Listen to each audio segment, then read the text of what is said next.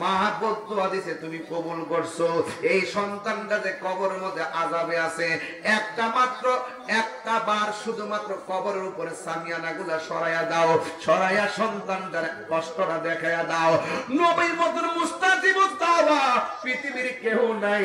নবী যদি বলে আল্লাহ দাও আল্লাহ দেয়, নবী যদি বলে আল্লাহ ক্ষমা করো আল্লাহ ক্ষমা করবে। নবী যেই মাত্র বলছে ও আল্লাহ তুমি কবরের দাসারি গুনাহ উড়াইয়া দাও, কবরটা আলোক করে দাও, মহিলাটা যেন তার সন্তানটারে দেখে। ও বন্ধু বন্ধু, এবার নবী বলতে দেরি কবর উপরে ছানিগুলা সরে গেছে, মা তাকে দেখে সন্তানটা কবরের ভিতরে একটা সিল্লি মারে রে, এমন ভাবে চিৎকার মারে, এই কান্নার আওয়াজটা মার কানের মধ্যে আসতে দেরি ওই মা হাজার জন্মের ব্যথা বইলা আমার আল্লাহর একটা ডাক মারছে।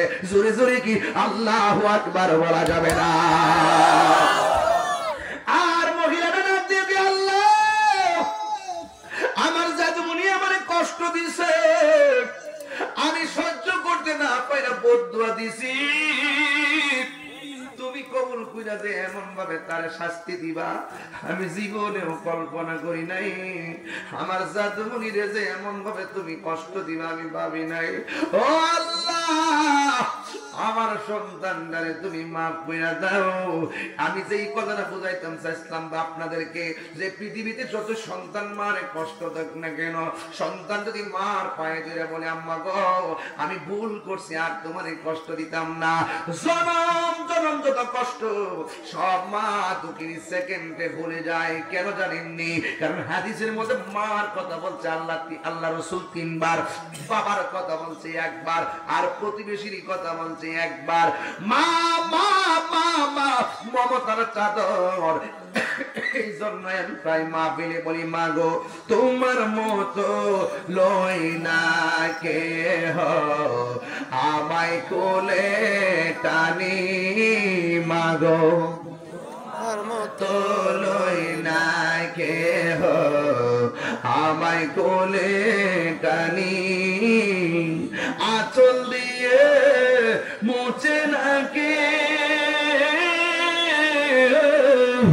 আঁচল দিয়ে মুছে না কেউ আমার চোখের পানি, হায়রে মা জননী আমার।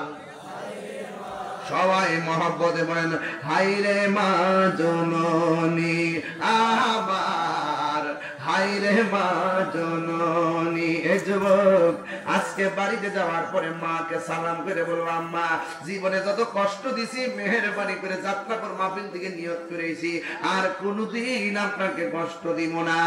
এক যুবক বাড়িতে যাইয়া ফজর আযান হওয়ার পর মোবাইল চালায় তারা ঘুমাইও না, ফজরের নামাজটা পড়া ঘুমায়া যাইবা, চলন্ত পথে থাকলে গাড়ির মধ্যে নামাজটা পড়া ভালাইবা, নামাজ জন্মা গেলে ঘরের মধ্যে যাইয়া নামাজ করে ঠিক মতো পড়া ভালাইবা। ওয়াজ শুনলে লাভ হবে না, ওয়াজটা আমল করা লাগবে। কেউ যদি কোরআনের বিরুদ্ধে কথা বলে, কেউ যদি নবীর বিরুদ্ধে কথা বলে